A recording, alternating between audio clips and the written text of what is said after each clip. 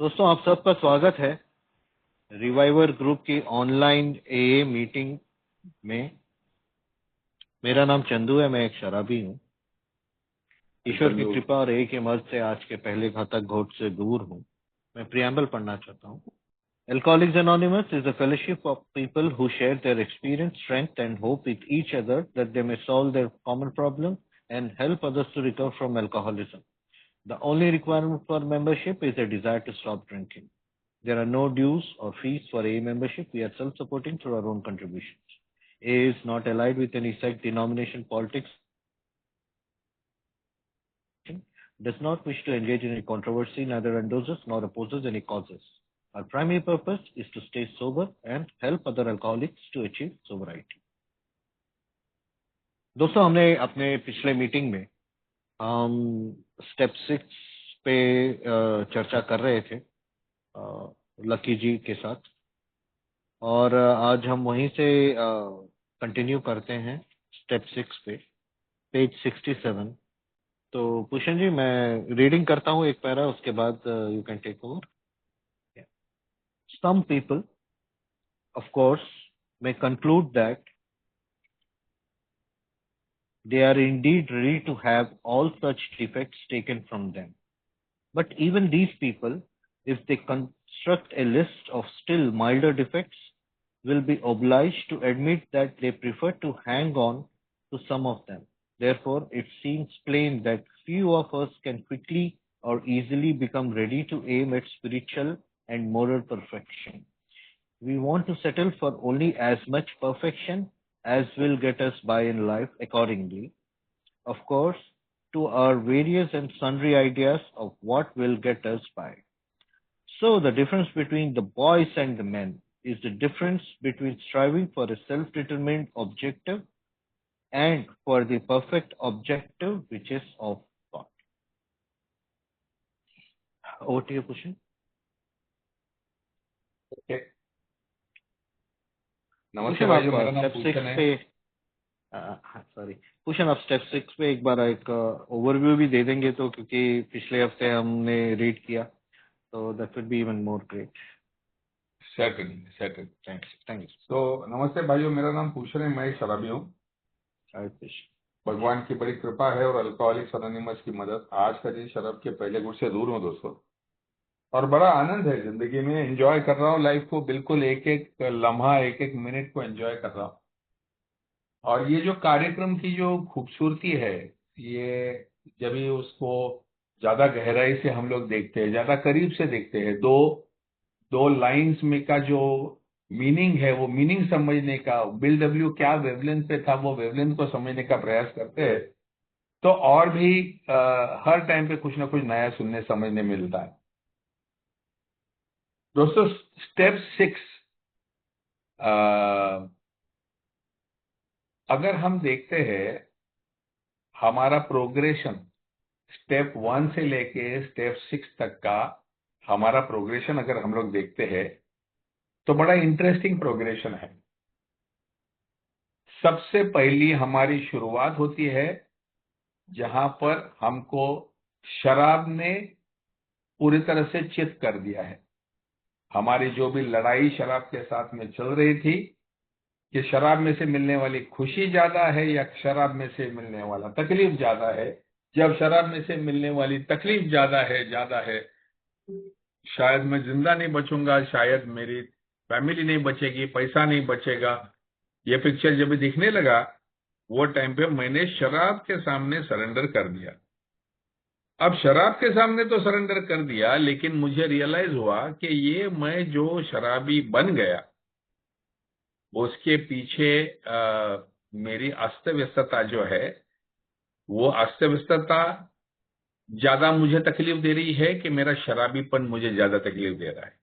मेरे पीने की इच्छा ज्यादा तकलीफ दे रही है कि जिस प्रकार से मैंने रिश्तों को बिखेर के रख दिया है, वो मुझे ज्यादा तकलीफ दे रहा है।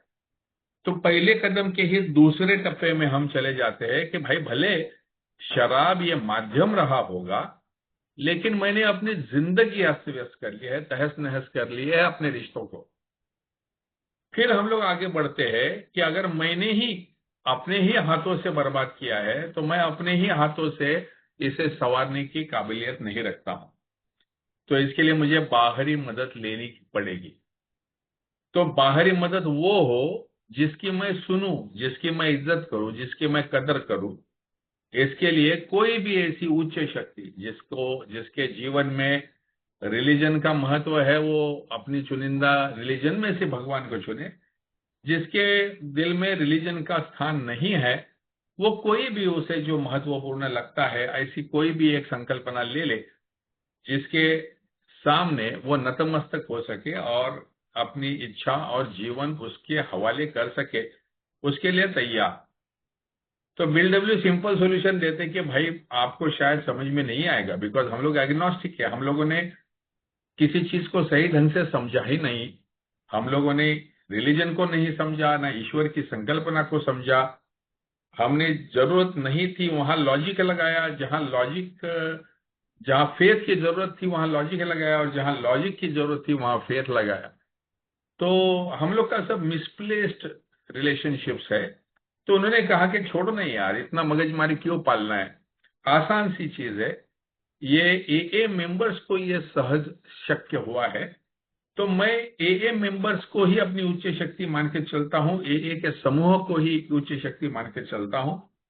अगर मैं इनका सुनूंगा, इनके बीच में रहूंगा, तो मैं ठीक रहूंगा।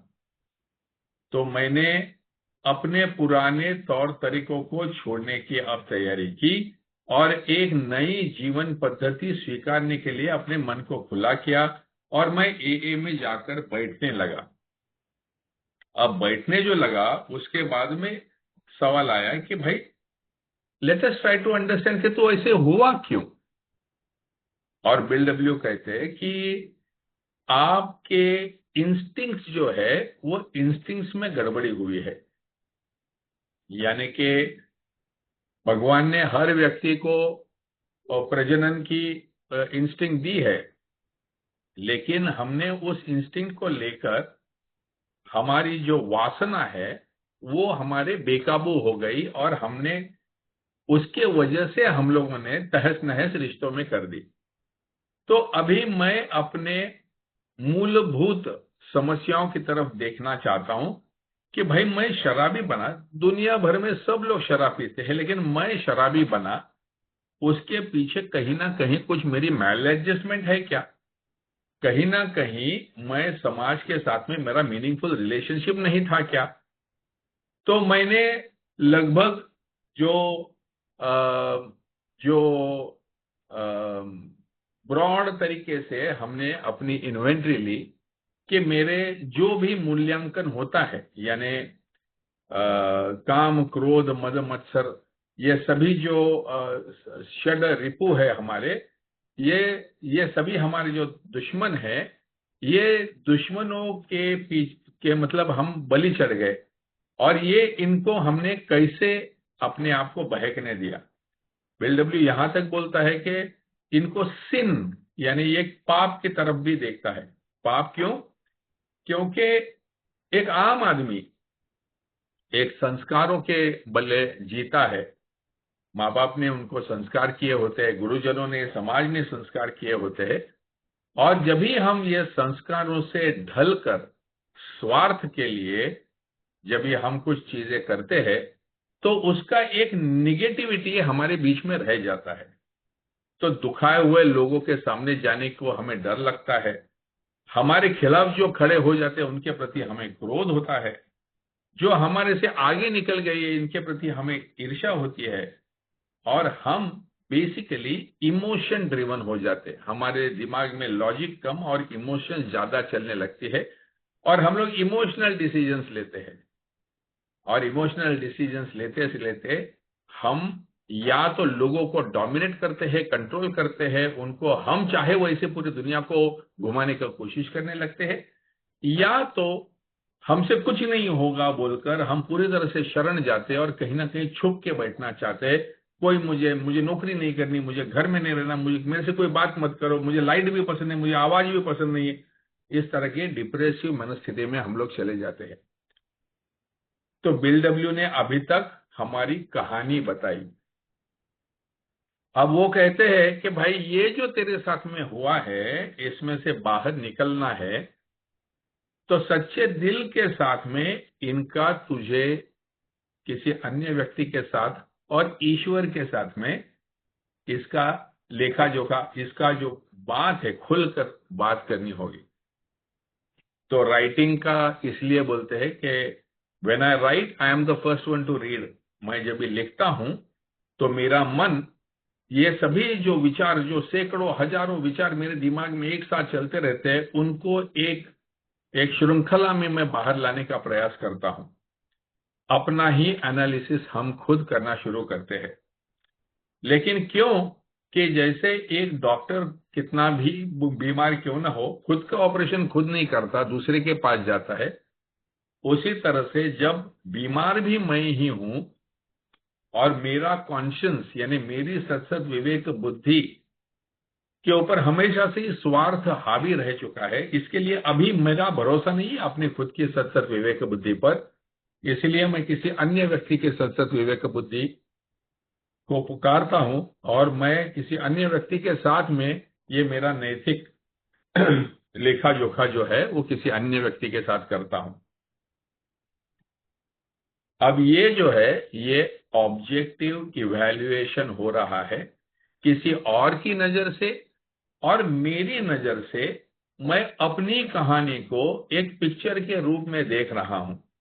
और ये हमारा जो एक दूसरे के साथ में जो चल रहा है, इसका साक्षी भाव, इसके अंदर जो साक्षी है वो ईश्वर है, या वो उच्च शक्ति है, या वो मेरे अंदर की सत विवेक बुद्धि है, या ये मेरी आत्मा है, या मेरा ये सुपर ईगो है, या ये मेरा कॉन्शियंस है। तो ये जो ऑब्जर्वर है, जो मेरे अंदर के स्वार्थ को भी देखता है और मेरे अंदर के परमार्थ को भी देखता है, जो मेरा जो गड़बड़ी हुआ है उसकी तरफ एक अलग नजरिए से देखने का जो कला है, ये मेरे स्पॉन्सर के साथ के संभाषण से मुझे प्राप्त होता है। और मुझे दिखने लगता है कि भाई कई सारी जगहों में मेरे से गलतियां हुई है, मेरी इंस्टिंक्ट्स ने एकदम बहक गई थी और उस चक्कर में मैं इस प्रकार का शराबी बन गया। अब ये जब भी बोध होता है तो मुझे हल्कापन लगने लगता है कि मेरे जो डर्टी सीक्रेट्स थे, जो जिनके साथ में मैं रह नहीं सकता था, जिनको मैं सह नहीं सकता था, ये मैंने उगल कर बाहर निकाल देने के बाद में मुझे हल्का हल्का सा लगने लगता है, मुझे एक मुक्तता का एहसास होने लगता है। और ये जो अवस्था है, ये अवस्था में सही मात्रा में मुझे आनंद के वो जो कंपल्शन था, ऑब्सेसिव कंपल्सिव डिसऑर्डर्स मेरी थी, उसके पास से मुझे मुक्तता मिल गई है। अब मैं सोचने लगता हूं, दैट्स वेयर अभी ज्यादातर लोग जो है यहीं पर अपने कार्यक्रम को रोक देते हैं, क्योंकि उनको ऐसे लगता है कि मेरी जिंदगी बाकी तो ठीक चल रही थी, खाली शराब यही एक समस्या थी, और ये शराब पीने के वजह से मेरे ज्यादा रिश्ते बिगड़े हुए थे। और शराब पीने के पहले की जो भी चीजें हुई थी, अब उनके वजह से जो ये अस्त व्यस्तता निर्माण हुई, अब मैं इन सब से छूट गया हूं, अब सब मैं इनमें से बच चुका हूं। अभी मेरा शारीरिक रिहैबिलिटेशन हुआ है, मेरा आर्थिक रिहैबिलिटेशन हुआ है, सामाजिक मेरा रिहैबिलिटेशन हुआ है, मेरा इमोशनल रिहैबिलिटेशन हुआ है। अभी हर तरीके से मेरे माँ बाप बीवी बच्चे सब लोग मेरे करीब आ गए हैं, पैसा आ गया है, प्रतिष्ठा आ गई है, स्पॉन्सर के साथ में मैं रोजाना बात कर रहा हूँ, ए में भी अभी थोड़ी बहुत मेरी सोसाइटी मेरे पीछे है, मुझे अभी यहाँ वहाँ शेयरिंग के लिए बुलाना शुरुआत हो गया है। अब मेरी सेल्फ वर्थ बढ़ चुकी है। अब मुझे लगता है कि I have done the job, अब मेरा काम हो चुका है, ऐसा मुझे लगने लगता है। लेकिन बिल जो इस छठे कदम का जो शुरुआत करते हैं, वहां पर पहला ही वाक्य है कि this is the step which separates the man from the boys. यानी कि जो बॉयज है ये पीछे वाली गलतियों से बचने की जो खुशी है उसको स्वीकार करते हुए अपने आप को रोक लेंगे और आगे इस कार्यक्रम की जरूरत नहीं समझेंगे, तो उनके भीतर बाकी जो डिफेक्ट्स है वो वैसे ही बरकरार रहेंगे। यानी हम देखते हैं कि एक ट्रिक तो समझ में आ गई हमको, कोई भी समस्या हो, इस समस्या से अगर बाहर निकलने का होगा, any behavioural part, any any emotional handicap, तो उसमें बाहर निकलने का ये मेथोडोलॉजी है। Surrender, listing out unmanageabilities, taking somebody's help, handing over our will to that person or that group or that institution, and then doing the detailed inventory कि इसके वजह से मेरा किस वजह से ये हुआ, और किसी अन्य व्यक्ति और ईश्वर के साथ में ये आदान प्रदान करते हुए इसके ठीक करना। ये टेक्निक मैं अभी सीख चुका हूं, और ये टेक्निक से मुझे राहत मिल चुकी है। और अभी मैं बचे हुए जो दोष है, इनकी तरफ देखना या नहीं देखना, ये अभी मेरे सामने चॉइस है।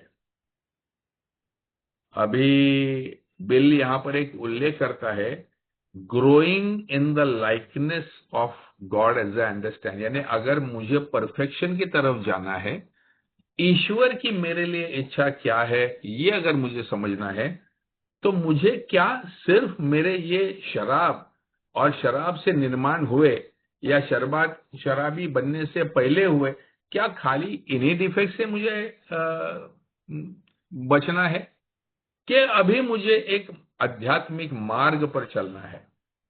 अभी जो मुझे शांतता लग रही है, अभी जो मुझे आनंद लग रहा है, अभी जो मैं अपने आप की तरह ऑब्जेक्टिवली देखने की जो ये कला सीख गया हूं, अपने बारे में खुलकर निगेटिव बातें भी बोलने की अभी मुझे जो हिम्मत प्राप्त हुई है, अपने बारे में कितना भी कड़वा सच हो, ये अभी मैं पराये व्यक्ति के साथ में बोल सकता हूं, ये मुक्तता अभी जब मुझे मिली हुई है, तो इन साधनों का मैं इस्तेमाल करके अपने आप की आध्यात्मिक प्रगति को कैसे बरकरार कर सकता हूं, यहां पर ये सवाल बिल डब्ल्यू करते हैं। तो कई सारी चीजें ऐसी होती है जीवन में। अभी बिल डब्ल्यू कहता है कि जो इंस्टिंक्ट दी है, तो उनका पर्पस भी तो है। हर जो इंस्टिंक्ट है वो गॉड गिवन ही है, तो वो जो गॉड गिवन इंस्टिंक्ट है तो उसका पर्पस भी है, और वो पर्पस जो है, वो पर्पस के बाहर जब भी मैं जाता हूं तभी समस्या है। लेकिन अभी हम लोग सभी सयाने बन गए हैं कि अभी हमारे मन के अंदर के जो डार्कनेस है वो अभी बाहर हम लोग आने नहीं दे रहे। जैसे मैंने लास्ट टाइम एक एग्जांपल दिया था कि मेरे मन में कितनी भी हवस हो, लेकिन मैं अगर आपके घर में आऊंगा और आपकी खूबसूरत पत्नी को देखूंगा, तो मैं अपनी हवस को दबाए रखता हूं, मैं अपने जबान पर बिल्कुल कुछ आने नहीं देता हूं, या आंखों को मेरे मैं संयमित रखता हूं, या मैं थोड़ी से समय आपके साथ बिता के मैं वहां से निकल जाता हूं, क्योंकि अभी मैं ट्रिक सीख गया हूं कि मेरे अंदर की हवस को अगर मैं एक्शन नहीं लूं तो दबाया जा सकता है। ये ट्रिक मैं सीख गया हूं। लेकिन इसका मतलब ये नहीं है कि मेरे अंदर की हवस का इलाज हुआ है।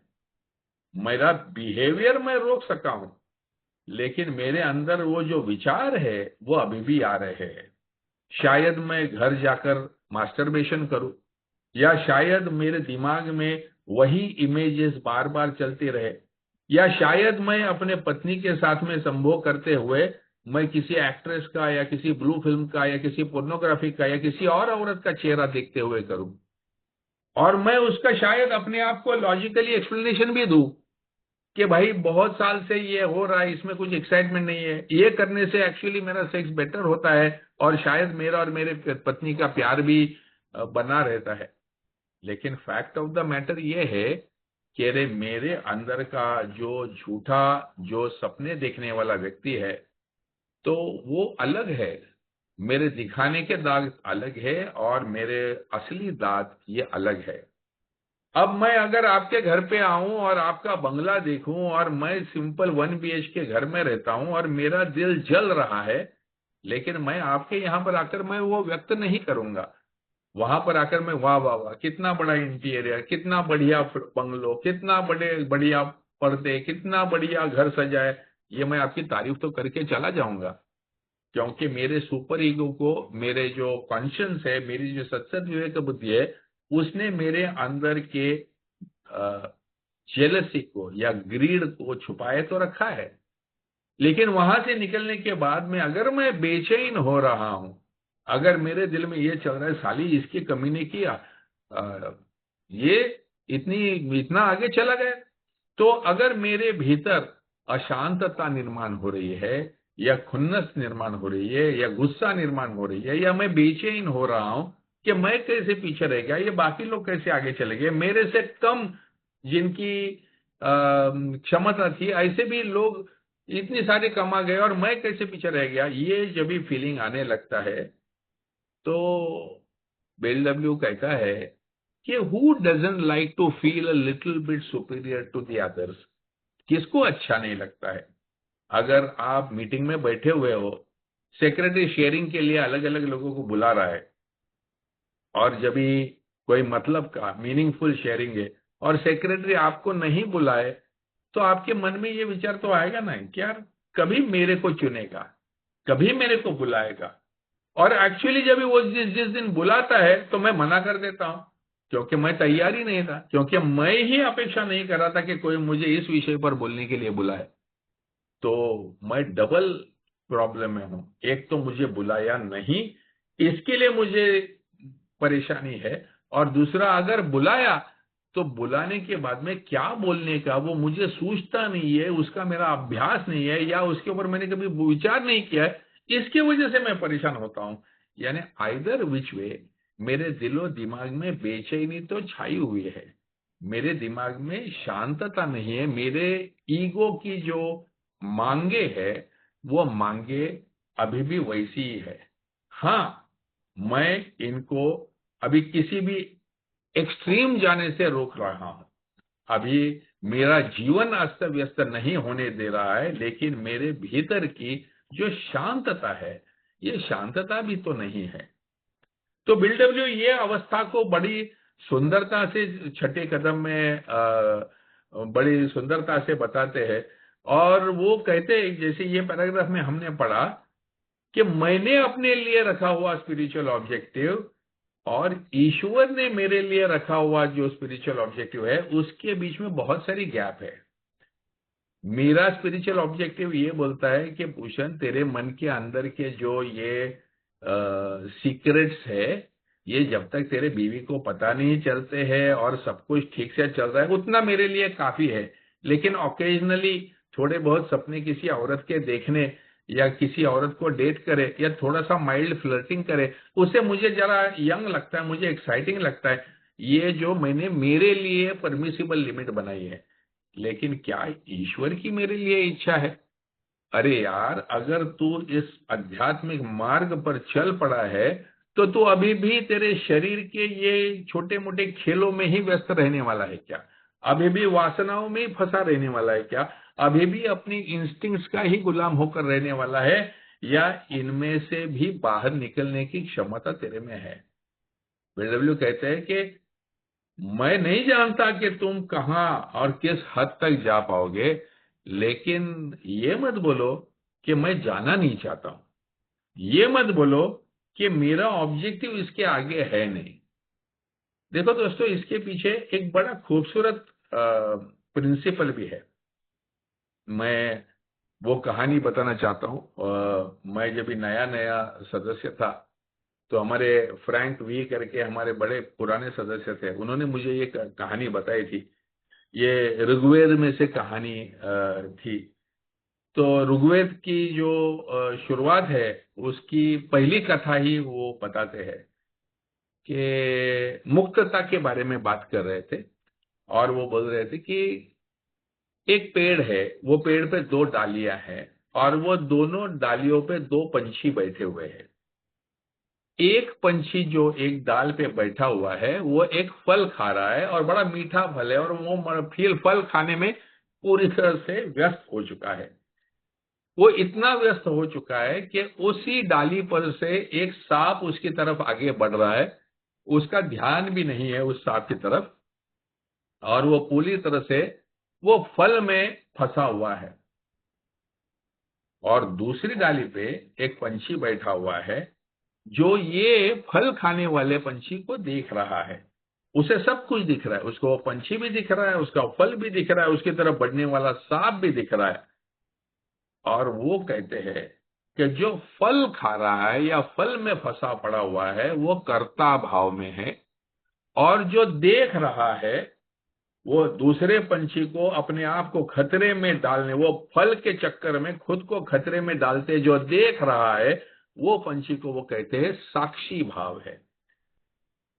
तो जब ही मैं अपने वासनाओं से निर्मित फलों के बीच में फंसा हुआ रहता हूं, तभी मेरे को मेरी तरफ बढ़ने वाले धोखे दिखाई नहीं देते।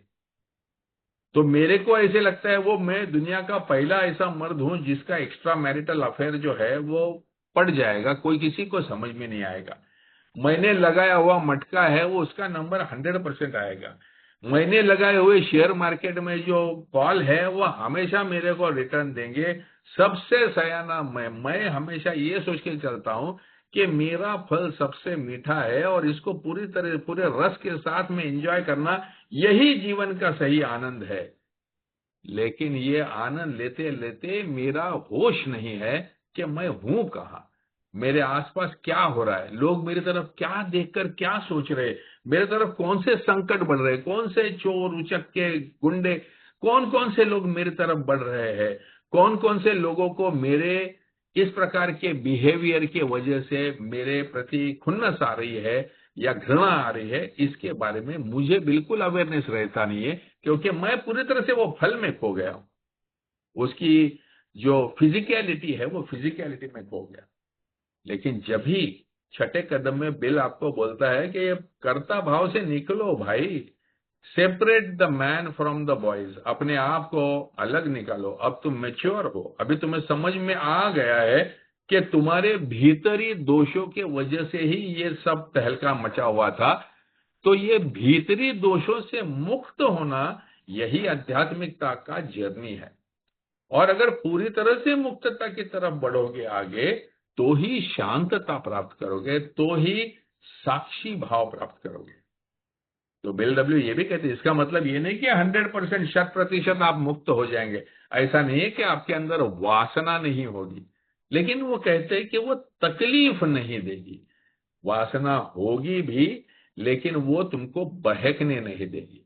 मन में विचार गुस्से के आएंगे भी, जब भी मेरे मन के खिलाफ होता है, लेकिन वो तुम मन में दिल में पकड़ के नहीं बैठोगे, रिजेंटमेंट बना के हफ्ता हफ्ता 15-15 दिन महीना महीना पकड़ के नहीं बैठोगे, तो उसमें से झट से छुटकारा पा सकोगे। अगर if you are human you will always have instincts, अगर आप आदमी हो तो हमेशा से ही ये सेंसरी प्लेजर्स के आप गुलाम रहोगे।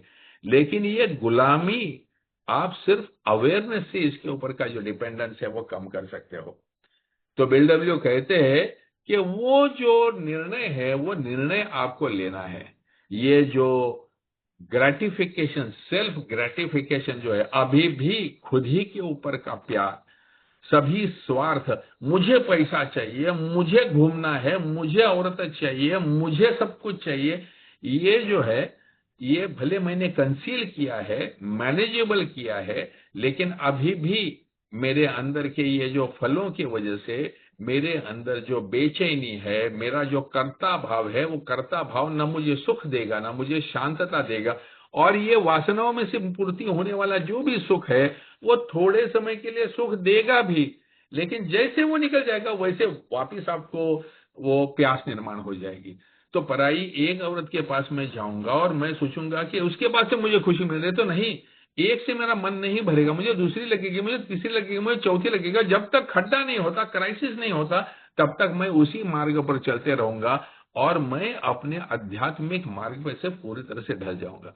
So now is the time, अभी ये समय है, जाग जा भाई, जाग जा। What is this that is driving you, कौन से फोर्सेस है जो तुम्हें ढकेल रहे हैं?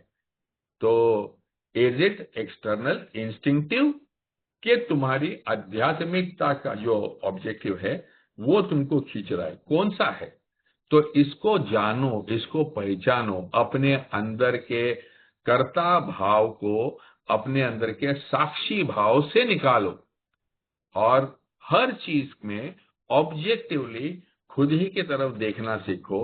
और is this really what I want? मेरे जो आगे के जो सपने हैं, मुझे जो जाना है, मुझे जो आध्यात्मिक मार्ग पर ईश्वर की प्रतिमा में अगर मुझे अपने आप को ढालना है, तो मुझे कैसा शांत होना चाहिए, मुझे कैसे स्वस्थ होना चाहिए, मुझे कैसे आनंदी होना चाहिए, और होने वाली ये छोटी मोटी पीड़ाओं की मुझे तकलीफ नहीं होनी चाहिए। और मेरा पूरी तरह से भरोसा होना चाहिए कि अगर if I have been restored to sanity, अगर मुझे इसमें से बाहर निकाला गया है, तो मुझे किसी भव्य दिव्य कारण के वजह से निकाला गया है, और मैं उसका इंतजार करूंगा। क्या इस अवस्था में जाने की मेरी तैयारी है? क्या मैं अपने आप को जानता हूं कि मैं कहां फंसा हूं अभी भी? तो छठा कदम जो है, ये छठा कदम, ये जानकारी देने का ये काम करता है, ये अपने आप को जगाने का काम करता है कि भाई कई माध्यमों में आप अभी भी फंसे हुए होंगे। उसके उदाहरण दिए, कई सारे उदाहरणों से बिल डब्ल्यू ये आपको व्यतीत करते हैं कि आप सोचते हो कि आप मुक्तता के मार्ग पर हो, पर मुक्तता सिर्फ शराब से नहीं, मुक्तता ये सभी विकारों से अगर चाहिए, तो वो निर्णय आपको आज लेना है। That my dear friends is your six step. तो खुद के ये डिपेंडेंसीज, खुद के कंपल्शंस, खुद के अंदर के शॉर्टकट्स, खुद के दिमाग में बैठी हुई जो ये अलग अलग अलग आइडियाज, जो मुझे याद है कि मैं जब ही जीएसओ न्यूयॉर्क में गया था, और मैं अकेला उन दिनों सिगरेट पी रहा था। बाकी जीएसओ में लगभग 60 लोग काम करते थे न्यूयॉर्क में, सबकी सिगरेट बंद थी, और मैं हर घंटे में एक कप कॉफी लेता था, और नीचे बिल्डिंग में से पूरा नीचे उतर कर जाकर रास्ते पर जाकर सिगरेट पीनी पड़ती थी। बाकी पूरा नो स्मोकिंग जोन था। तो मुझे बड़ा गिल्टी लगता था, मुझे बड़ा ऑकवर्ड लगता था, बड़ा कि ये यार बार बार एक डेढ़ घंटे में, एक डेढ़ घंटे में जाने का, सिगरेट पीने का। पहले मैं दो दो घंटे में करना कोशिश करता, लेकिन वो अंदर से बेचैनी होने लगती थी। जब भी तुम्हारा डिपेंडेंस होता है किसी भी केमिकल पे, या किसी भी थॉट पे, या किसी भी व्यक्ति पे, या किसी भी विचार पे, तो वो तुम्हें थोड़े थोड़े समय में बेचैन करने लगता है, क्योंकि दिमाग में उसके रिकॉर्ड बजने लगती है। वो उसका उसका समय हो गया कि उसकी रिकॉर्ड बजने लगती है, और वो तुम्हें बेचैन करने लगती है। और जब भी मैं ये नीचे चला जाता था, वापस आने के बाद में कुछ लोग मुझे जानबूझ तब जिनसे मेरी दोस्ती हो गई थी, मुझे लूजर लूजर बोलते थे।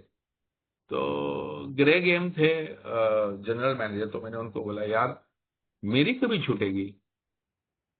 तो उन्होंने मेरी तरफ देखा, एक छोटा सा स्माइल दिया, और बोला छूटेगी छूटेगी, हम सबकी छूटी है तो तुम्हारी भी छूटेगी। और मुझे वो टाइम पे समझ में नहीं आया, लेकिन व्हाट ही वाज आस्किंग कि तुमने अपने अंदर के छठे कदम का जो डिफरेंशिएशन है, जो डिपेंडेंसीज है, उसके बारे में विचार किया है क्या? शायद तुम अभी भी अपनी शराब से दूरी ही सेलिब्रेट करते घूम रहे हो। अभी भी मेरी तंबाकू ठीक है, मेरी मेरी थोड़ा बहुत पत्ता खेलना ठीक है, थोड़ा बहुत शेयर मार्केट में स्पेकुलेशन ठीक है, थोड़ा बहुत औरों के साथ में आंख मिचौली खेलना ठीक है। यही अगर आपके मन में चल रहा है, तो आप बेसिकली जो मॉल इम्पोर्टेंट जो सातवां कदम है, द स्टेप टूवर्ड्स ह्यूमिलिटी, वो आप नहीं होने वाला है ना आपका। क्योंकि जब तक आप सेल्फ ड्रिवन हो, ईगो ड्रिवन हो, तब तक आप गॉड ड्रिवन हो ही नहीं सकते हो। आप बोलोगे जरूर कि ईश्वर की इच्छा, ईश्वर जैसा चाहे वैसा होगा, लेकिन एक्चुअली आप चला रहे हो तो खुद की, आप चला रहे हो तो खुद ही की मर्जी की। तो अगर ये आपने एनालिसिस नहीं किया है, छठे कदम का ये अवेयरनेस आपके साथ में नहीं है, तो आगे का स्पिरिचुअल जर्नी है वो सिर्फ एक एकेडमिक एक्सरसाइज हो जाएगा। आपको वो शांतता, वो स्थिरता, वो प्रसन्नता नहीं मिलेगी। ये छठे कदम का जो मथितार्थ है, मुझे समझ में आया, मैंने आपके सामने रखने का प्रयास किया। सो बहुत बहुत धन्यवाद मुझे बोलने का मौका दिया। अभी आगे बढ़ सकते हैं। लकी भाई आए क्या? लकी भाई आ गए। लकी जी। 7th स्टेप लेते हैं चंदू अभी। ये कंप्लीट करना है। हाँ ओके, रीडिंग बाकी रह गया। हाँ तो बस 3 पैरा है। Go ahead, go ahead. Okay. Okay. Many will at once ask, how can we accept the entire implication of step 6? Why? That is perfection. This sounds like a hard question, but practically speaking, it isn't. Only step 1, where we made the 100% admission we were powerless over alcohol, can be practiced with absolute perfection. The remaining 11 steps state perfect ideals. They are goals towards which we look and the measuring sticks by which we estimate our progress. Seen in this light, step 6 is still difficult, but not at all impossible. The only urgent thing is that we make a beginning and keep trying. If we would gain any real advantage in the use of this step on problems other than alcohol, we shall need to make a brand new venture into open-minded. We shall need to raise our eyes towards perfection and be ready to walk in that direction. It will seldom matter how haltingly we walk. The only question will be, are we ready? Looking again at those defects, we are still unwilling to give up. We ought to erase the hard and fast lines that we have drawn. Perhaps we shall be obliged in some cases still to stay. This I cannot give up yet. But we should not say to ourselves, this I will never give up. Let's dispose of what appears to be the hazardous open end we have left. It is suggested that we ought to become entirely willing to aim towards perfection. We note that some delay, however, might be pardoned. That word, in the mind of a rationalizing alcoholic, could certainly be given a long-term meaning. He could say, how very easy. Sure, I'll head toward perfection, but I'm certainly not going to hurry any. Maybe I can postpone dealing with some of my problems indefinitely. Of course, this won't do. Such a bluffing of oneself will have to go the way of many another pleasant rationalization. At the very least, we shall have to come to grips with some of our worst character defects and take action towards their removal as quickly as we can. The moment we say no, never, our minds closed against the grace of God. Delay is dangerous and rebellion may be fatal. This is the exact point at which we abandon limited objectives and move towards God's will for us. Thank you. Thank you Chandu. नमस्ते दोस्तों, मेरा नाम lucky, मैं एक शराबी हूँ। आज का दिन शराब के पहले गुट से दूर हूँ। Thank you Bhushan, amazing wonderful छठे कदम का आपने सारांश किया। जो अभी चंदू ने कुछ चंद पैरास पढ़े हैं और जो छठे कदम का जो एक पैरा बाई पैरा सारांश बनता है, उसमें एक तो तय है, साफ है कि ये तैयारी की स्टेप है, रेडीनेस। तो स्टेप की शुरुआत ही तैयारी से होती है, बिकेम एंटायरली रेडी। अब ये तैयारी किसके लिए है? ये तैयारी उस चीज के लिए है कि जो हमारे स्वभाव दोष हैं वो ईश्वर दूर करेगा। ईश्वर की मदद लेने के लिए पूरी तरह तैयारी की स्टेप है। पुरुषों और लड़कों का फर्क आपने कई बार इस कदम में मेरे से भी और पुशन से भी सुना। तो यहां से असली आध्यात्मिक परिपक्वता शुरू होती है। यानी कि पुरुष है वो परिपक्वता की तरफ जाते हैं और बच्चे हैं वो अपने खिलौनों से खेलते रहते हैं। यह कदम में एक ईमानदार नजर की बात हमसे की गई है। हम खुद पर ईमानदारी से नजर डालते हैं, कौन से दोष हमें सबसे ज्यादा नुकसान पहुंचा रहे हैं, किन आदतों को हम छोड़ना चाहते हैं और किन से अभी भी चिपके हुए हैं। ये इस कदम में एक वाक्य लिखा हुआ है कि यह दोष मैं नहीं छोड़ सकता हूँ, ये दोष छोड़ सकता हूँ लेकिन ये नहीं। अपूषण जो ग्रेगमुथ का एग्जाम्पल दे रहा था, बात होगा होगा, तो हम जिस चीज के लिए तैयार हो जाए ना वो चीज हो जाती है। फिर अगर मैं एक के अंदर 12 कदमों की प्रैक्टिस में लगा हुआ हूं, और अगर कोई आदत छोड़ना चाहता हूं और मन की तैयारी बना ली है तो वो हो जाती है। और तो और इसमें हम कभी कभी निराश भी हो जाते हैं, और ऐसा भी लगता है कि अभी तो नहीं, लेकिन कभी ना कभी तो जरूर छोड़ूंगा। तो इसमें एक संकेत हमें बिल कहता है, वो कहता है कि मैं कभी नहीं छोड़ूंगा, ये बात हमने नहीं करनी चाहिए, क्योंकि वो जो मन की तैयारी है, जो रेडीनेस है, उसकी बिल्कुल खिलाफ जाती है। हमें होपफुल रहना है, कभी ना कभी तो जरूर ईश्वर पे भरोसा रखना है, क्योंकि छठा कदम हमसे पूर्णत्व की मांग तो नहीं करता, तैयारी की मांग करता है। दोष दूर करना हमारा काम नहीं है, ईश्वर का काम है। हमारा काम है विनम्र होकर तैयार रहना, और बदलाव की प्रक्रिया है छठे कदम में। धीरे धीरे जो दोष हमें प्रिय लगते हैं उनसे भी मुक्त होना सीखने लग पड़ते हैं, और इन सब चीज का परिणाम ऐसा होता है कि हम, जैसे भूषण कहता है, साक्षी भाव में आ जाते हैं। मेरा इनिशियल स्पॉन्सर कहता था कि सिंफुल शेमफुल बैड अपनी डेली इन्वेंट्री में नजर रखनी है, और खुद को एक तीसरे व्यक्ति की तरह देखना है, थर्ड पर्सन के व्यू से देखना है कि आज लकी ने क्या किया, आज लकी को गुस्सा क्यों आया, आज लकी को शर्म क्यों आई, लकी को बुरा क्यों लगा, लकी ने झूठ क्यों बोला। ये जब मैं देखने लग पड़ता हूँ और तीसरे व्यक्ति की नजर से देखने लग पड़ता हूँ, तो जो दोष मैं जब कर रहा होता हूँ, लकी होता हूँ, तो दिखाई नहीं देते, वो जब मैं लकी को तीसरे नजर से देखता हूँ तो वो दिखाई देने लग पड़ते हैं। और इसका नतीजा ये निकलता है कि हम सातवें कदम के लिए तैयार होते हैं दोस्तों। हर अल्कोहलिक्स एनोनिमस के 12 कदमों में हर कदम अगले कदम की तैयारी के लिए बनता है।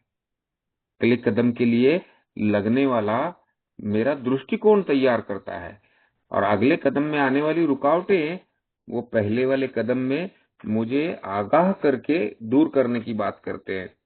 और इसमें एक बात तो तय है जो हम सभी जानते हैं कि ईश्वर ने हमें, उस उच्च शक्ति ने शराब जैसी ताकतवर आदत से मुक्त करा दिया है, तो क्या हमारे चरित्र दोषों से मुक्त नहीं करा सकते?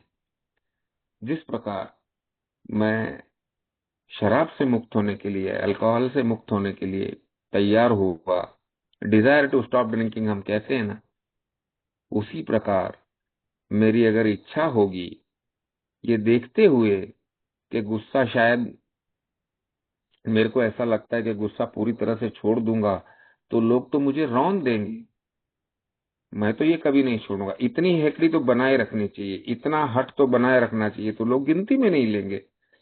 ये जो हमारे मन के अंदर चलने वाले संघर्ष हैं, उन संघर्षों के ऊपर बिल ने ये छठे कदम के ऐसे में बड़ा खुल करके प्रोस एंड कॉन्स हमको बताए, और हमारी मन की तैयारी बनी रहे, हम मन की तैयारी बनाएं। कुछ कुछ दोष आसानी से दूर हो जाते हैं, कुछ दोष वक्त लेते हैं, लेकिन इन सभी के पीछे जो प्रमुख फाउंडेशन है, और वो है मन की तैयारी। तो वो हमने ये छठे कदम में सुनी।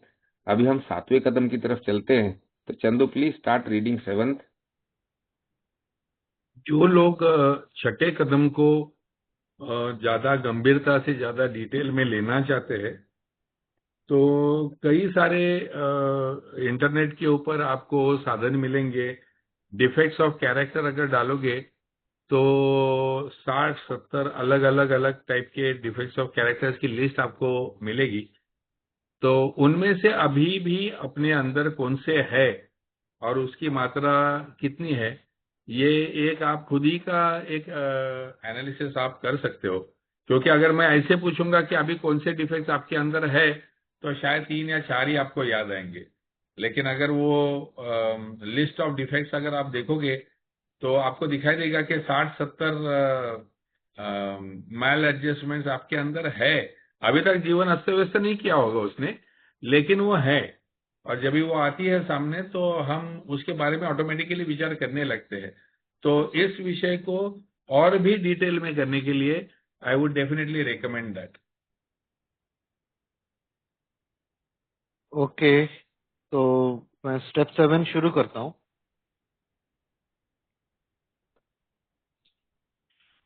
Step 7. Humbly asked him to remove our shortcomings. Since this step so specifically concerns itself with humility, we should pause here to consider what humility is and what the practice of it can mean to us. Indeed, the attainment of greater humility is the foundation principle of each of A's. For without some degree of humility, no alcoholic can stay sober at all. Nearly all AAs have found, too, that unless they develop much more of this precious quality than may be required just for sobriety, they still haven't much chance of becoming truly happy. Without it, they cannot live to much useful purpose or in adversity be able to summon the faith that can meet any emergency. Humility as a word and as an ideal has a very bad time of it in our world. Not only is the idea misunderstood, the word itself is too often intensely disliked. Many people haven't even a nodding acquaintance with humility as a way of life.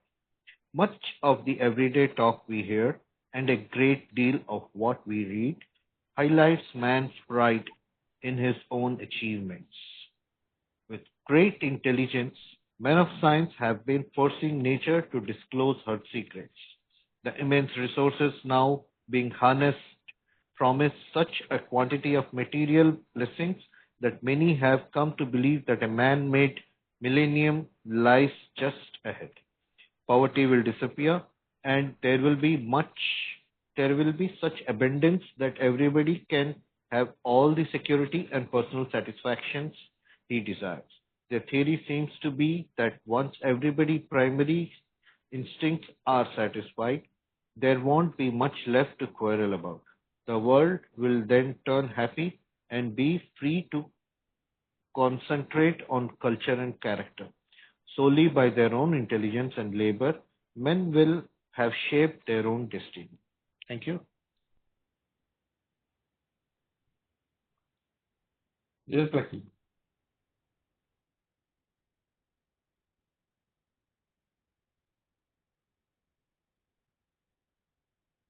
Lucky भाई unmute नहीं किया था, sorry. शुरू हो गया, unmute नहीं किया। Okay, तो अब जब हम 7वें कदम की तरफ जा रहे हैं, तो छठे कदम की पार्श्वभूमि को, जो कि अभी ताजा है, याद रखना जरूरी है। चूंकि यह स्टेप विशेष रूप से विनम्रता पर केंद्रित है, हमने ह्यूमिलिटी की स्टेप कहते हैं हम इसको ए में। इसके लिए ये अभी यहाँ थोड़ा सा पॉज करके समझना चाहिए कि विनम्रता वास्तव में क्या है। बिल कहता है concern itself with humility, we should pause here. और उसका इस्तेमाल कैसे करना, जीवन में क्या मायने रखता है, इसका अर्थ क्या है, और आगे बढ़ने से पहले गहराई से विचार करने को बिल हमें कहता है कि विनम्र होना, हम्बल होना, ये सतही गुण नहीं है, ऊपर ऊपर की गुण नहीं है, बल्कि हमारे आचरण, सोच और व्यवहार में कैसे उतर सकता है। तो एक हम्बल पर्सन बनने के लिए क्या हमें गौर करना चाहिए, इसके ऊपर इसकी बात हो रही है। आगे एक बात हमें ध्यान में रखनी चाहिए, हमारे सारे के सारा 12 कदमों का कि नींव विनम्रता ही है, ह्यूमिलिटी है। हमें विनम्र की तरफ ही ले जाने वाली स्टेप्स होती है। अगर पहले कदम की मैं बात करूं, तो अगर मैं उतना विनम्र नहीं होता, उतना हम्बल नहीं होता स्वीकार करने के लिए, तो शराब से मुक्ति ही नहीं हो पाती ना। तो इसका मतलब यह है, जैसे पूषण छठे कदम के लिए कह रहा था, कि विनम्रता और आत्मसमर्पण, ये दोनों चीज अगर हम देखेंगे तो ये परिवर्तन का आधार बनते हैं, स्टार्ट बनते हैं। इन दोनों के बिना ना तो स्वीकार होता है और ना ही किसी प्रकार का सुधार संभव है। इसके लिए विनम्रता का बिल बता रहा है, उसका इंपॉर्टेंस क्या है हमारे लिए, उसकी जरूरत क्या है। लगभग सभी ये सदस्यों ने अनुभव किया है कि केवल सोबर रहने लायक विनम्रता पर्याप्त नहीं होती, हमारा सबका अनुभव है। हम इससे अधिक गहराई में जाकर विनम्रता नहीं अपनाते तो अपने पास सच्चा सुख पाने का अवसर बहुत कम रह जाता है। यानी कि सिर्फ पीना छोड़ देना जीवन को पूर्ण नहीं बनाता, विनम्रता ही मन की शांति और संतोष की ओर ले जाती है।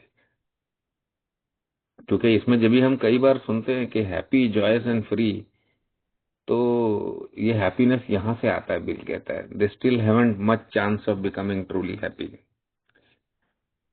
हम विनम्रता के बिना जीवन में कोई यूजफुल पर्पस यानी कि उपयोगी उद्देश्य पूरा नहीं कर सकते और ना ही कठिनाइयों का सामना कर सकते हैं। अगर कहीं आपत्ति के सामना पड़ जाए तो वहां पे अगर हम विनम्र नहीं हो, अहंकारी हो या अपना सेल्फ विल रन राइट की भाषा में चलते जाएं तो हम नुकसान पाते हैं, हमारा हर्ट हो जाता है, हम दुखी हो जाते हैं। विनम्रता हमें विश्वास, धैर्य और सहनशीलता प्रदान करती है, जिससे हम मुश्किलों के बीच मुश्किलों का सामना कर सकते हैं, उनकी सच्चाई जान सकते हैं। तो ये शुरुआत के जो 2 पैरास हैं, ये 4 पैरास है, इनमें बिल हमें ह्यूमिलिटी का महत्व समझा रहा है। ये बता रहा है कि ऑलरेडी हमने अगर 7वें कदम तक आए हैं, हम शराब से दूर हैं, तो विनम्रता का इस्तेमाल किया है, उसके फ्रूट्स हम एंजॉय कर रहे हैं। लेकिन जैसा जैसा इसको हम गहराई में उतरने देंगे और बहुत सारी मुक्ति मिलने वाली है, बहुत सारी चीजों से मैं मुक्त हो सकता हूं। और विनम्रता उसकी चाबी है गुरु के लिए। जैसे एक वाक्य में कहता है कि मैनी पीपल हैवंट इवन अ नॉडिंग एक्वेंटेंस, यानी कि हम में से बहुत लोगों को इसके बारे में कुछ ज्यादा पता नहीं है कि विनम्रता एक जीने का तरीका, इसके बारे में हमें ज्यादा कुछ पता नहीं है। और सच बताऊं तो नहीं पता है हमें। हम शायद विनम्रता को जीवन जीने का तरीका मानने तक को तैयार नहीं है, क्योंकि ये तो एक शब्दकोश का शब्द ही है ना, इट्स अ वर्ड। और क्या है, रोजमर्रा की जिंदगी में, व्यवहार में अपनाने लायक जीवन शैली है क्या, ये तरीका है क्या? इस पे हम सभी को बहुत डाउट होता है। क्यों? क्योंकि हम सेल्फ विल रन राइट वाले लोग हैं, अपनी चलाने वाले लोग हैं। हम जल्दी गलतियां स्वीकार करते नहीं हैं, अपने नजरिए बड़े पक्के बनाते हैं, हमारे पूर्वग्रह होते हैं। और ये सारे अनुभव हमको जिस प्रकार से बना देते हैं, हम उसी प्रकार से जीना चाहते हैं। विनम्रता एक जीवन शैली। अब दैनंदिन बात में भी अगर हम देखें कि हम अगर अपनी किसी से बात करें तो हम बात करने का क्या होता है, 2 आदमी आपस में बात करेंगे तो बिल यहाँ पे उदाहरण देता है कि हर कोई अपनी बढ़ाई करने पे चला होता है कि उसने क्या किया, वो कैसे बिजनेस में आगे तरक्की कर गया, वो कैसे पढ़ाई में तरक्की कर गया, उसने क्या पा लिया, उसका कैसा, मतलब हर व्यक्ति अपनी अचीवमेंट की तरफ रोजमर्रा की बातचीत में उपलब्धियों पर, शक्ति और गर्व पर जोर दिया जाता है।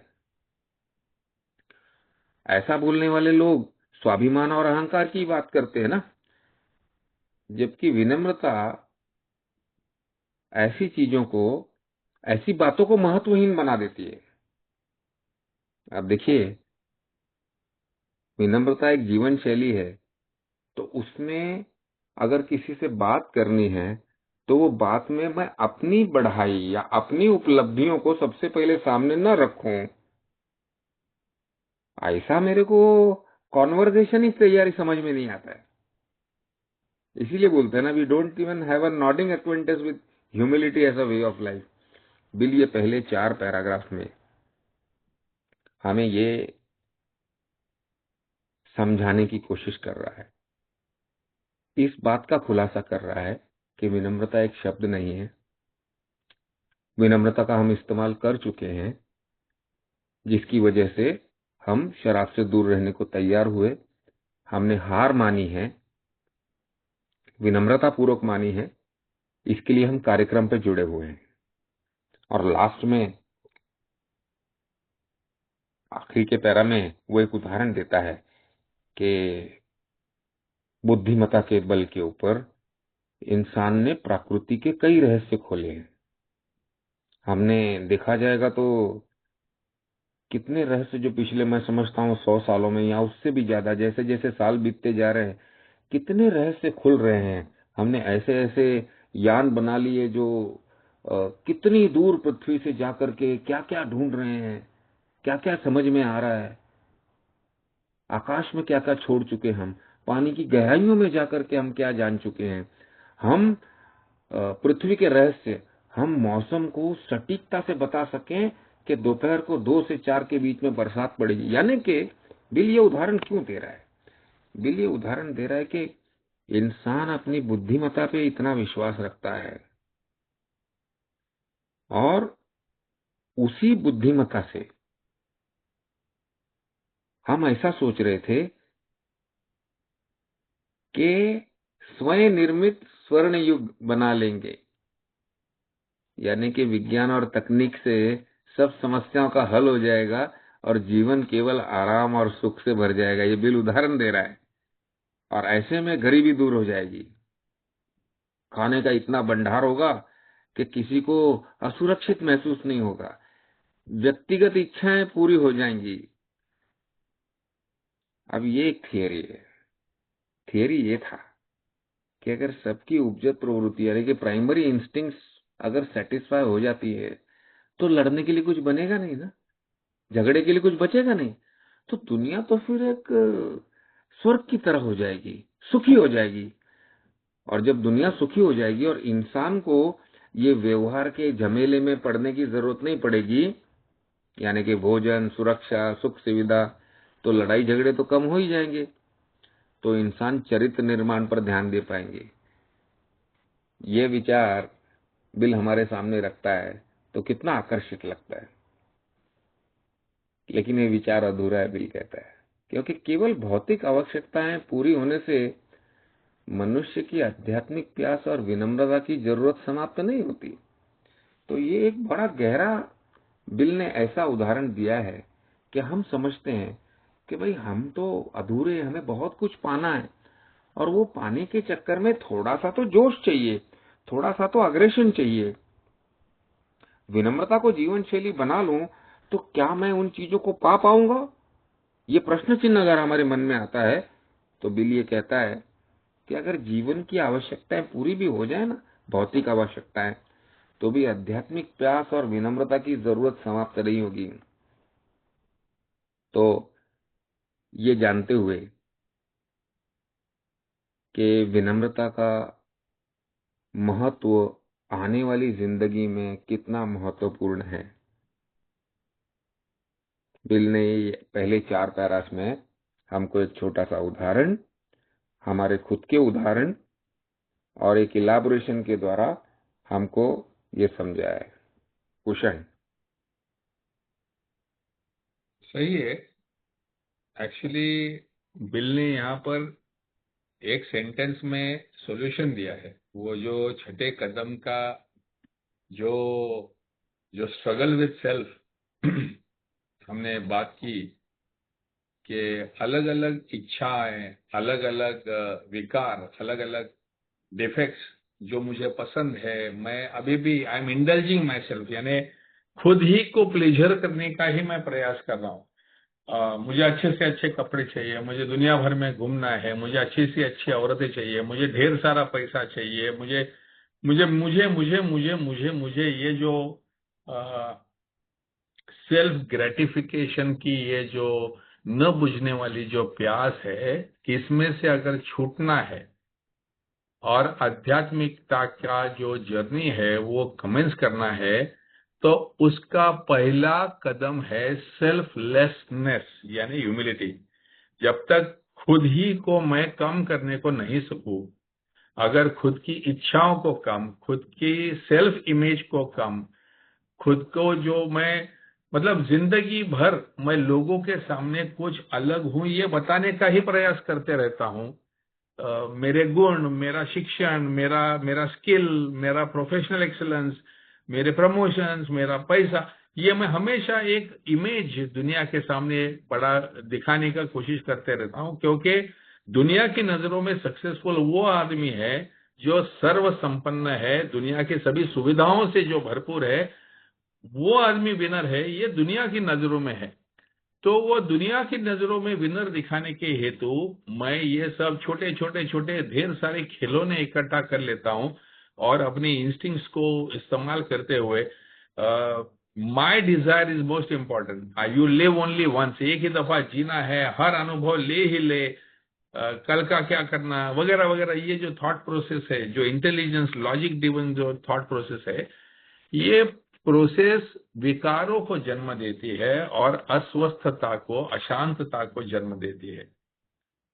तो अगर मुझे स्पिरिचुअल ऑब्जेक्टिव है जो छठे कदम में डिफाइन किया कि भाई if I want to grow up, ये सब नॉइज के ऊपर मुझे आना है, ये सब सेल्फिशनेस के झमेले में से मुझे बाहर निकलना है, तो मुझे सेल्फ को छोड़ना पड़ेगा। तो यहां पर कहता है कि हर कदम, तो 12 के 12 कदमों में से हर कदम आपको नम्रता की तरफ ही लेके जा रहा है, लेकिन यहां पर विशेष तौर पर इस बात को जोड़ दिया है, क्योंकि now we are talking about growing up, और growing up means giving yourself up, your ego up, अपनी ईगो को छोड़ देना, अपनी मांगों को, अपनी डिमांड्स को छोड़ देना। इसका मतलब है ह्यूमिलिटी। एक एग्जांपल देता हूं दोस्तों। मैं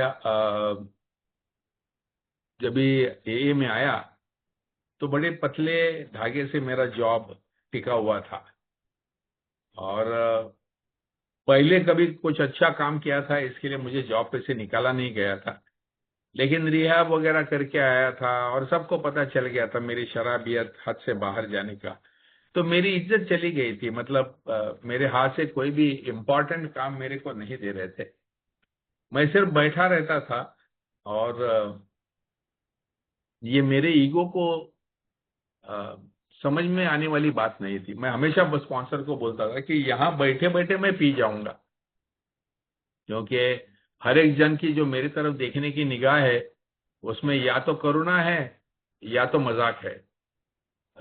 कोई दोस्त मुझे दिखता नहीं है। जो भी मेरे को काम बताने आता है तो या तो उसकी नजर में शासकता है कि ये करेगा या नहीं, या तो इसके मन में अविश्वास है कि ये करने लायक भी है या नहीं। तो हर तरीके से मैं वहां बैठा तो था, पगार के लिए उस ऑफिस में जा तो रहा था, लेकिन ना मुझे समाधान था, ना मुझे शांतता थी, और मैं अपने आप के साथ में स्ट्रगल कर रहा था। लेकिन स्पॉन्सर ने बोला था कि जहां जाके तूने संबंधों को बिगाड़ा है, पहले वहां के संबंधों को सुधार। उसका ये नहीं कर पाया तो ये जिंदगी भर तुझे हॉन्ट करेगा। तो मैं अपने ईगो को संयम में लाने का प्रयास, नई नई सोब्राइटी जो हाथ में आया वो काम कर रहा था। 2 महीने हो गए, 3 महीने हो गए, और 3 महीने के बाद में मैं एक दफा स्पॉन्सर को जाके मिला और मैं बोला कि सचमुच मुझे ऐसा लगता है कि यहाँ रहने से मेरी सेरेनिटी बन नहीं रही है, बिगड़ रही है। और 90 दिन बीत चुके थे, तो मेरे स्पॉन्सर ने बोला कोई बात नहीं है, अब तुम दूसरा जॉब ढूंढ सकते हो। तो मैंने कुछ एप्लीकेशंस किए, उनमें मेरा प्रोफेशनल बैकग्राउंड एडवर्टाइजिंग इंडस्ट्री से था, तो मुझे एक बहुत बड़ी एजेंसी में अच्छी सीनियर पोजीशन, क्योंकि मेरे काम का बोलबाला था, मेरा नाम लोग जानते थे, तो मुझे एक बड़ी एजेंसी में एक अच्छा पोजीशन मिल गया और मैं एकदम ऐसा, मतलब रिलीफ मुझे लगा। मैंने स्पॉन्सर को फोन किया और बोला कि मुझे गुड न्यूज, मुझे एक ऐसा ऐसा बहुत बढ़िया ये मिला है। तो उसने पूछा कौन से, तो मैंने बताया एडवर्टाइजिंग इंडस्ट्री, और उसको मालूम था कि पूरे एडवर्टाइजिंग इंडस्ट्री में से ही मैं था, और मेरा नाम, मेरे जो दोस्त थे वो सभी शराबी के नाम से ही जाने जाते थे। तो बोलता है तू वो इंडस्ट्री में जाएगा तो अपने आप को बचा नहीं पाएगा, तो शराब से दूर नहीं रह पाएगा, डू यू रियलाइज दैट? तेरे को आज वो पैसा दिख रहा है, तेरे को ओपनिंग दिख रहा है, तेरे को ग्रोथ दिख रही है, फाइनेंशियल ग्रोथ दिख रही है, लेकिन तेरे को ये नहीं दिखता क्या कि तेरे को वहां पर सोबराइटी टिकाने में बहुत मुश्किल होगा। तेरी रेपुटेशन तेरे पहले वहां पर पहुंच चुकी है, और कोई ना कोई तो तेरे साथ को शराब ऑफर करते रहेगा, और तू कैसे अपने आप को, कैसे इंडिविजुअली कैसे तू बचाव कर पाएगा? उसने मुझे वो जॉब लेने नहीं दिया, तो मैंने वो छोड़ दिया। बड़ा मुश्किल था, तकलीफ में था, घर में खुशी नहीं थी, मेरे दिल में खुशी नहीं थी। मैं फिर भी इंटरव्यूज देते रहा। फिर मुझे एक बहुत बड़ी 5 स्टार होटल की चेन में, इंडिया की सबसे बड़ी 5 स्टार होटल की चेन में, लगभग 7 लेवल के इंटरव्यूज पूरे करने के बाद में उनका कॉर्पोरेट मार्केटिंग का मैनेजर करके जॉब मिला। मतलब ड्रीम जॉब। किसी भी कॉर्पोरेट लाइन में काम करने वाले व्यक्ति को, यानी फॉरेन ट्रैवल्स, 5 स्टार में रहना, 5 स्टार होटलों का, बड़ी बड़ी कंपनियों को मार्केटिंग करना, उनको एंटरटेन करना, ये टाइप का रोल था। और सैलरी मैं जो पहले कमा रहा था उससे लगभग 2 गुना 2.5 गुना सैलरी। तो सैलरी अच्छी थी, पैकेज अच्छा था, प्रेस्टीज था, स्टेटस था, फैंटास्टिक अपॉर्चुनिटी। और मेरे स्पॉन्सर को मैंने जब भी बात किया तो उसने बोला, तो तू जो बता रहा है कि तू 5 स्टार होटल अलग अलग कंपनियों को मार्केट करेगा, तू उनको एंटरटेन करेगा, मतलब वो एग्जीक्यूटिव्स आएंगे, वो वहां पर रहेंगे, तो उनको शराब पिलाएगा, खाना खिलाएगा, तो एक गांव में नहीं रहेगा, अलग अलग प्रॉपर्टीज में, एग्जॉटिक प्रॉपर्टीज में जाएगा, और अलग अलग जगह पे तो लोगों को एंटरटेन करेगा। तो ऐसे माहौल में तू अपने आप को बचा सकेगा क्या? और मैं अंदर के अंदर मुझे ऐसी बेचैनी सी हो रही थी कि अरे ये आदमी समझता नहीं, साला ये काम धंधा छोड़ के बैठा हुआ है, एक रिहैब सेंटर में साला नौकरी कर रहा है, and this fellow is telling me कि ये इतना बड़ा अपॉर्चुनिटी, इसको अक्ल भी है कि, इसको समझ भी है कि ये कॉर्पोरेट वर्ल्ड का क्या है। एक तरफ से मेरी बेचैनी, क्योंकि उसके पीछे डर था, क्योंकि मैं वो सब खिलौने हासिल करना चाहता था। मेरी वो जो प्यास, न बुझी हुई जो प्यास थी, वो मुझे बुझानी थी। मुझे अपना नाम बना था, मुझे पैसा बनाना था, मुझे प्रमोशन चाहिए थे, मुझे वो सब प्रिविलेजेस चाहिए थे जो सब लोगों को मिलते हैं, जो मैं मेरी शराब की वजह से खो चुका था। ये सब मैं पाना चाहता था।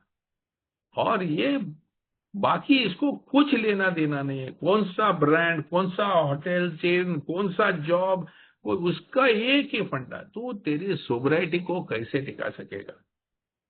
और मैं घर पे आया, मेरे बीवी को भी बताया मैंने कि ये आई है साला, ये एक रिकॉर्ड, और उसने सुन लिया।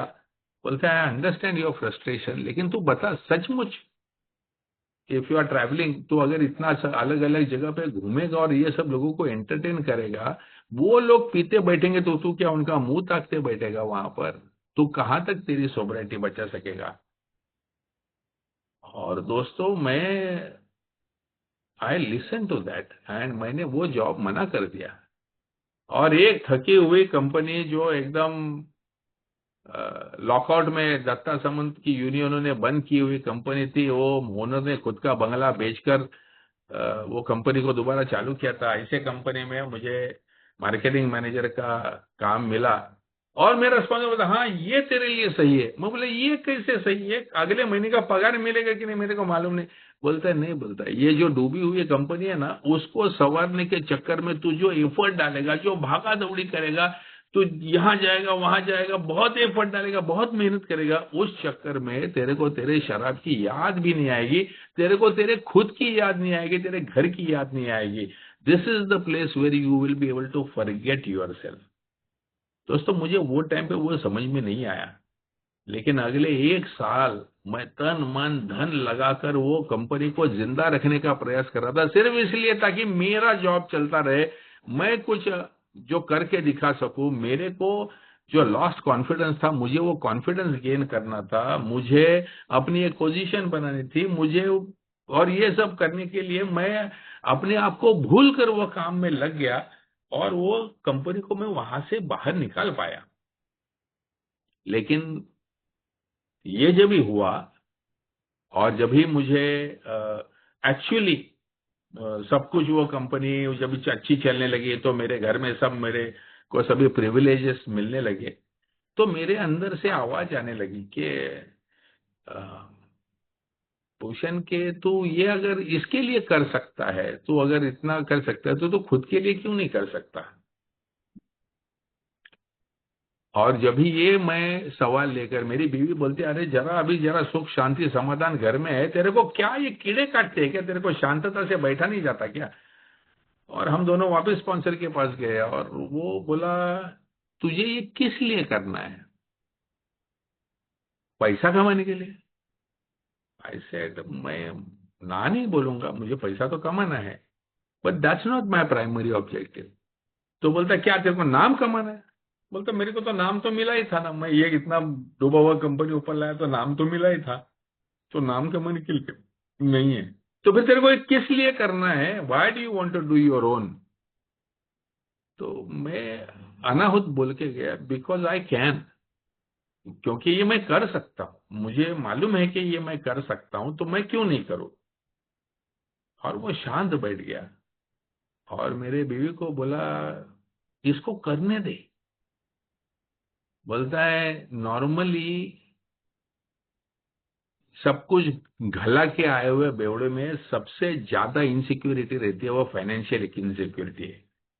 और ये अगर पैसे के लिए नहीं कर रहा है, ये अगर प्रतिष्ठा के लिए नहीं कर रहा है, ये अगर पावर के लिए नहीं कर रहा है, और ये पूरी मेहनत करने का काम कर रहा है just because he thinks he can do it, अगर उसका हेतु गलत नहीं है तो उसको सपोर्ट मिलना चाहिए। मैं ये इसलिए बता रहा हूं कि आई रियलाइज्ड कि जब भी मैंने वो बड़ी गद्दी छोड़ दी, जब भी मैंने बड़ी कंपनियां छोड़ दी, जब भी मैंने मिलने वाला सभी पैसा प्रतिष्ठा पावर सब कुछ छोड़ दिया, तभी मुझे भले मेहनत करनी पड़ी, भले कठोर परिश्रम करने पड़े, भले कम पैसे में चलाना पड़ा, लेकिन मुझे एक ह्यूमिलिटी प्राप्त हो गई। पहले जो मैं एसी कैबिन में बैठ के ऑर्डर छोड़ता था और 50 लोग भागते थे, अभी मैं बैग लेके जब धूप में जो भाग रहा था और एक एक डीलर को जाके मिल रहा था और एक कुछ खड़ा करने का प्रयास कर रहा था, तो मुझे वो हर एफर्ट समझ में आ रहा था। आज मैं ये आपको इसलिए बता रहा हूं कि हमारे अंदर हमने ही अलग अलग इमेजेस के पत्तों का बंगला बनाया हुआ रहता है, और वो पत्तों के बंगलों के नीचे एक बड़ा सिंपल सा आदमी, एक सिंपल सा इंसान सिंपल सी ख्वाहिशें लेकर जीते रहता है। लेकिन वो हम जब भी बाकी दुनिया की तरफ देखते हैं और उनकी उनकी निगाहों से हम लोग जब भी सक्सेस को देखने लगते हैं, तो हमें ऐसे लगता है कि नहीं नहीं, ये नहीं है तो ये सक्सेस नहीं गिना जाता है, वो नहीं है तो वो सक्सेस नहीं गिना जाएगा, मेरे पास ये ब्रांड चाहिए, मुझे पास ये चाहिए, इतना चाहिए, उतना चाहिए। ये जिसमें जब भी मैं लग जाता हूं तो मेरे मूल रूप से, मेरे मूल उद्देश्य से मैं ढल जाता हूं। दोस्तों, ह्यूमिलिटी का ही एक किस्सा बताता हूं। 4 साल पहले मैं 3-4 साल पहले की बात है, ऑस्ट्रेलिया में गया था और मेरा बर्थडे था उस दिन, प्रॉपर डे था, और मैं मीटिंग की खोज में था और 1-2 मीटिंग में फोन किया तो वहां पर समझा कि इनकी बिगिनर्स मीटिंग है, वहां बर्थडे नहीं करने देंगे। दूसरी थी, वहां बोले स्पीकर मीटिंग है, वहां नहीं करने देंगे। फाइनली एक काफी दूर 20-30 किलोमीटर दूर वाली एक मीटिंग थी, जहां पर मुझे समझ में आया कि वहां का स्पीकर एक इंडियन है, फादर जो ही वहां पर स्पीकर थे मेलबर्न में। तो मैंने सोचा अरे वहां चलते, वहां तो शेयरिंग करने का मौका मिल ही जाएगा।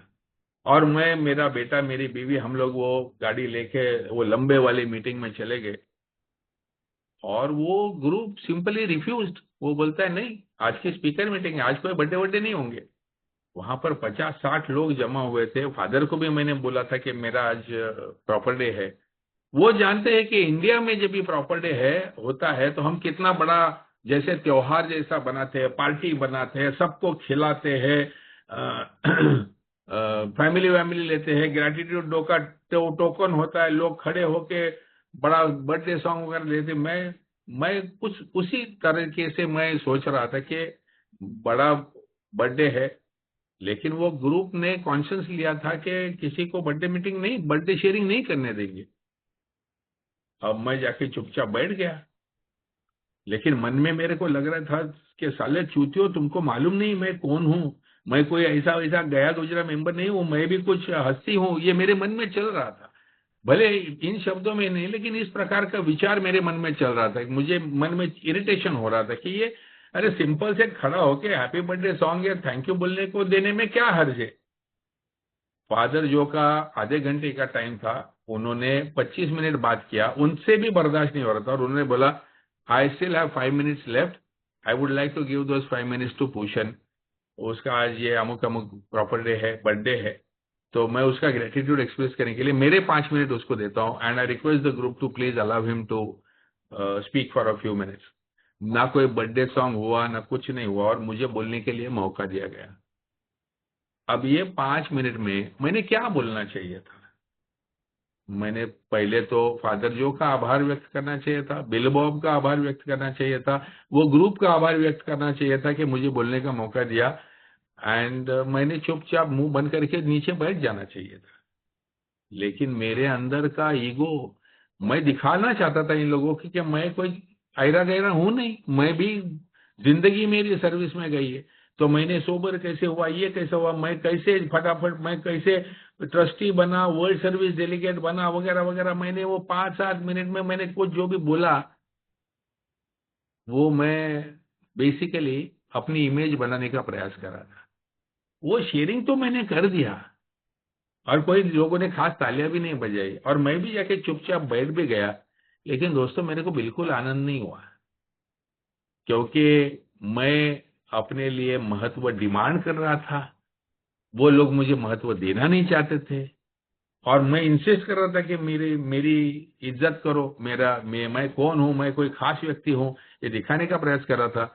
ना उनको आनंद था, ना मुझे आनंद था, ना मेरे फैमिली के चेहरे पे। मेरी बीवी ने भी पूछा मुझे, क्या हो गया तेरे को?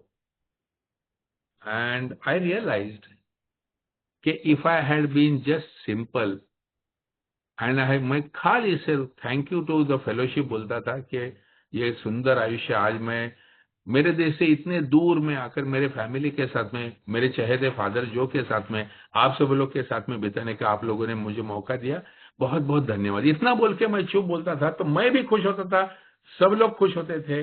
लेकिन नहीं दोस्तों, आज भी इतने सालों के बाद में भी वो सटली ईगो अंदर से काम करते रहता है। मैंने जो इतने सालों से अपनी एक इमेज बनाने का प्रयास किया है, जब उस इमेज के विपरीत कुछ खड़ा हो जाता है, तो मेरे अंदर की सेरेनिटी, मेरे अंदर की शांतता जो है, वो पूरी तरह से हट जाती है। हाँ, अभी कम समय के लिए हटती है। अब फट से मैं अपने आप के ऊपर ग्रिप ले सकता हूँ, फट से मैं अपने आप को संभल सकता हूँ, यही इतना ही फर्क है। लेकिन इतने साल हो गए, इसका मतलब ये नहीं कि मैं अभी भी बहक नहीं सकता हूँ। तो ये जो बिल यहाँ पर बताने का कोशिश कर रहा है कि the sentence much of the everyday talk we hear and a great deal of what we read highlights man's pride in his own achievements. जो भी हम लोग पढ़ते हैं, जो भी हम लोग देखते हैं, जो भी पिक्चर देखते हैं, स्टोरी देखते हैं, जो भी देखते हैं, everything is about highlighting a man's pride. और अपना प्रोग्राम बोलता है, भाई प्राइड छोड़ दे, turn towards humility, because your spiritual objective is in complete surrender of yourself. Over to you, Chandu, आगे का पढ़। भूषण जी, ये आपका मेलबोर्न वाला इंसिडेंट से एक बात तो पक्की है कि once an alcoholic always an alcoholic, and आज लाइव एग्जांपल देख के समझा दिया चंदू, वैसे 10 मिनट ही बचा है, 9 मिनट। तो एक पैरा पढ़ लो। Do we take some questions और क्वेश्चंस? हाँ, ले सकते हैं, दैट्स अ गुड आइडिया। दोस्तों, आप कृपया अपना हाथ ऊपर करिए, और छठी और सातवीं पायरी पे आप कोई भी सवाल कर सकते हैं। Burning desire. शेयरिंग भी करना चाहे तो कर सकते हैं।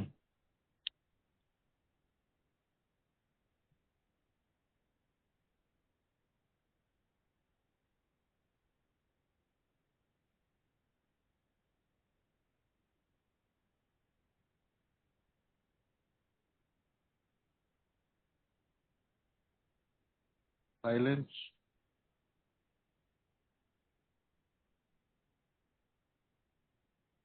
Okay. अश्विन जी। जी जी, धन्यवाद चंदू भाई। नमस्ते भूषण जी, लकी जी, नमस्कार सभी को। नमस्ते, मेरा नाम अश्विन है और मैं एक शराबी हूँ, अल्कोहलिक्स एनोनिमस। आप सबका मिलने वाला साथ है और परमात्मा की बड़ी कृपा है कि आज उसने शराब के उस जानलेवा जहरीले घूंट से एक दिन के आधार पर बड़ी प्रसन्नता के साथ में दूर रखा है और बहुत अच्छा लग रहा है। हमारी लास्ट जो मीटिंग हुई,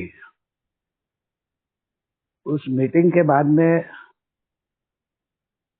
मेरे कुछ चाहने वाले उस मीटिंग में थे, उनका फोन आया मुझे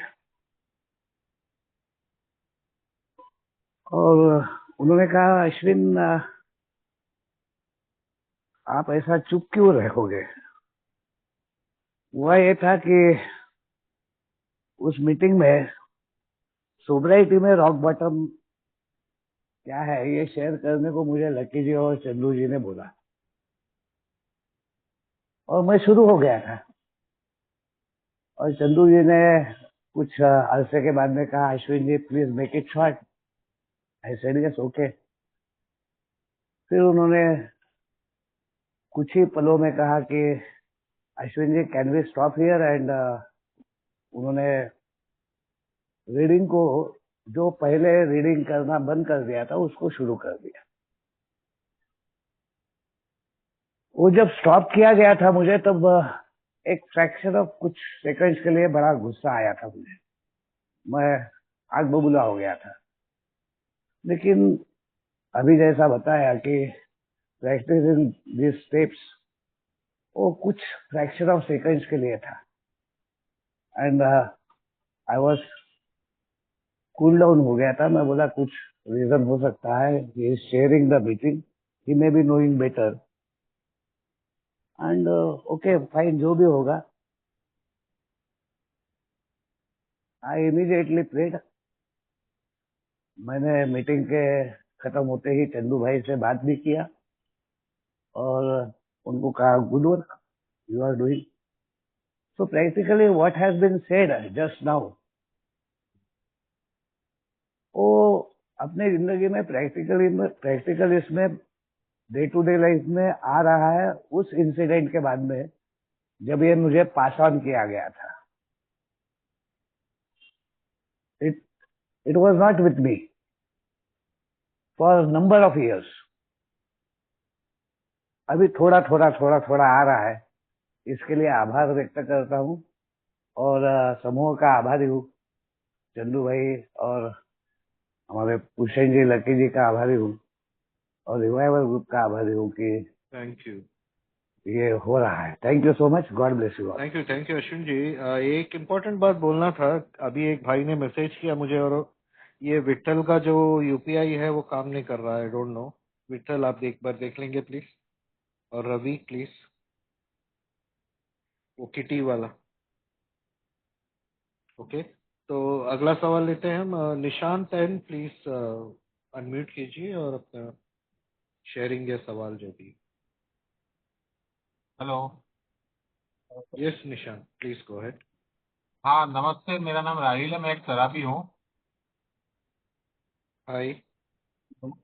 मेरा सवाल ये है कि अगर मेरे को कोई से पेमेंट लेना है और उसने मेरे को कमिट किया है कि आपको 2 दिन बाद मिल जाएगा, और अगर वो पेमेंट मैं 2 दिन बाद लेने जाता हूँ तो वो मेरे को मना कर देते हैं कि आप अभी रेडी नहीं है या साइन नहीं हुआ है या कुछ भी बहाना निकाल दे। मेरे को पता है कि उसको देने की इच्छा नहीं है और वो बहाना निकाल रहा है, तो वो फिर वो टाइम पे मेरे को, वो मैं ट्रिगर होके फिर मैं वो एंगर में आके फिर वो कर लेता हूँ, ड्रिंक कर लेता हूँ। क्योंकि मैंने भी मेरे को भी किसी को देना होता है तो मैंने उनको कमिट किया होता है, तो पूरी वो फिर चेन ब्रेक हो जाती है। और वो फिर मैं सॉल्यूशन में मैं यही करता हूँ कि मैं ड्रिंक कर लेता हूँ। तो इसका क्या सॉल्यूशन आ सकते हो? तो शराब पीने से पेमेंट मिलती है? नहीं, लेकिन वो समझो नहीं, ऐसे एग्जांपल दिया कि मेरा एक्सपेक्टेशन, अगर किसी ने मेरे को कमिट किया है और वो एक्सपेक्टेशन मेरी पूरी नहीं होती है। बराबर। सो अगर पूरी नहीं होती है, अगर कोई भी व्यापारी है, उसे अगर व्यापार करना है और हाँ लंबे समय तक व्यापार करना है, सालों तक वो पार्टी के साथ में निभाना है, तो उसने एक पेमेंट डिले होने से झगड़ा करने में फायदा है कि थोड़ा सा समय ज्यादा देते देते उसके पास जिंदगी भर का रिश्ता बनाना ज्यादा इम्पोर्टेंट है। क्या होता है, हाँ। कभी कभी हम अपने हमने ही समस्या खड़ी की रहती है, और समस्या के ट्रैप में हम लोग बाकी लोगों को भी समेट लेते हैं। अब वो सामने वाले को तुम्हारे पीछे क्या चल रहा है वो आइडिया नहीं रहता है, वो अपनी समस्या से जूझ रहा रहता है। अगर आपने उसको थोड़ी सी ढील दी होती तो शायद जिंदगी भर का आपको व्यापारी सहयोगी मिल जाता। लेकिन आपने झगड़ा करने से व्यापार भी चला गया, संबंध भी चला गया, और पैसा आने का तो ठिकाना है ही नहीं। नहीं नहीं, वो लेकिन झूठ बोलता है, उसके पास सब रेडी रहता है लेकिन फिर भी हर बार झूठ बोलता है। बराबर। तो ऐसे व्यक्तियों से व्यापार नहीं करना चाहिए। लेकिन हमारा संतुलन घला के हमने क्या हासिल करना है? आपने सोबराइटी भी घला दी, हाँ संतुलन भी घला दी, और व्यापार हाँ भी घला दिया, पूरी तरह से नुकसान। हाँ। अगर लेकिन हमने समझो ना उस पर ही डिपेंडेंट हो, और हमने सामने भी अगर कमिट किया हो, तो फिर अपने तो वहां पे भी झूठे पड़ गए, और अब मेरे को वो ही टाइम पे जरूर थी तो नहीं मिला, तो मैं तो फ्रस्ट्रेट होऊंगा ही ना। बराबर। तो आपको पीने का समर्थन मिल गया। हाँ, वो माइंड वो करने के लिए, हाँ। उसमें से आउट करने के लिए, डाइवर्ट करने के लिए। राइट। आई ओके जी। होप सब कुछ स्टेबल हो जाए आपका जल्दी, हाँ हाँ, ठीक है। ओके, अच्छी पार्टियां मिले आपको। Thank you. राहुल, पूछिए अपना सवाल जल्दी से, हमारे पास 1 मिनट। दोस्तों, राहुल शराबी। अभी ऐसा है कि ये जब भी हम ये 6 और 7 स्टेप करने जाता है तो ऐसा होता है कि जो भी चीज करने जाते हैं तो है ना, वो ज्यादा हावी हो जाती है। जैसा कोई हमको एडिक्शन छोड़ना है तो उसके बारे में हम ज्यादा करने लगते हैं, है ना। अभी समझ तो आ रहा है कि भाई ये चीजों से नुकसान हो, लेकिन जब भी करने जाते हैं तो हमको करना करना क्या है, यानी एक्शन से निकलना है बाहर, कि कुछ करना नहीं है, कि फिर कैसे इसको कैसे हैंडल करें। सो जब भी आपको एहसास होता है कि ये चीज बंद होने वाली है आपकी, तो बंद होने के पहले दिल करता है कि पूरा दिल भर लूं। लेकिन आप जानते हो कि ये सभी न बुझने वाली प्यास है। जैसे शराब एक न बुझने वाली प्यास थी, वैसे हर बाकी का जो भी मोह है जिसमें आप ट्रैप्ड है, वो हर चीज ना बुझने वाली प्यास है। कितना भी डालो और भी करने जैसा दिल करने वाला है। कोई सोचता है कि मैं सिगरेट छोड़ने वाला हूं तो आज के दिन में मैं 2 पैकेट पी लूंगा और फिर कल से नहीं होगा। ऐसे नहीं होता है। हमारी प्यास एक दफा से पी के भरने वाली नहीं रहती है। हमको हमारे विचारों को लगी हुई बीमारी, हमारी भावनाओं को लगी हुई बीमारी रहती है, हमारी बिहेवियर्स को लगी हुई बीमारी है। तो जब तक हमारे बिहेवियर नहीं बदलेंगे, जब तक हमारी कोपिंग मैकेनिज्म नहीं बदलेगी, तब तक ये न बुझने वाली प्यास तो रहने वाली है।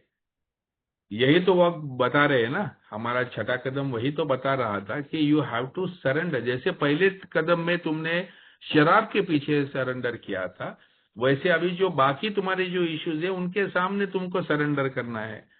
वो तुमने दूसरे तीसरे कदम में क्या किया था? ह्यूमिलिटी की प्रार्थना की थी ना। ये अपनी इच्छा और शक्ति दूसरे के हवाले कर दी, यानी हम ह्यूमिलिटी का प्रोग्राम था ना। तो 7 स्टेप वही तो बोलता है कि जब तक हम्बल नहीं होते हो, ह्यूमिलिटी नहीं आती है, तब तक स्पिरिचुअल प्रोग्रेस नहीं होगा, तब तक ये सब चीजों में से छुटकारा नहीं मिलेगा। So I whichever way you look at it, identify the problem, take help and surrender. तो ये करने से ही आपको सॉल्यूशन है। अभी यहाँ पर भी यही है। छठे में तुम अलग प्रकार के बिहेवियरल प्रॉब्लम्स या एटीट्यूड प्रॉब्लम्स या लर्निंग प्रॉब्लम्स या कोपिंग मैकेनिज्म्स को स्टडी कर रहे हो, और उनके ऊपर आपकी हतबलता को स्वीकार करते हुए humility is the only solution. हम humbly asked him to remove this defects ना, ऊपर वाला जब भी निकालेगा तभी निकलेगा। ये मेरे बस की बात नहीं है, क्योंकि मैंने तो इनको संभाला है, बड़ा किया है, अपने अंदर सालों से उनको पाला पोसा है। अब इनमें से बाहर निकलने का है तो मुझे बाहरी मदद लेनी पड़ेगी। अपने ईगो के साथ में लड़कर नहीं होगा। शराब के साथ की लड़ाई मैं कभी नहीं जीत सका, जब भी सरेंडर किया तभी जीत पाया।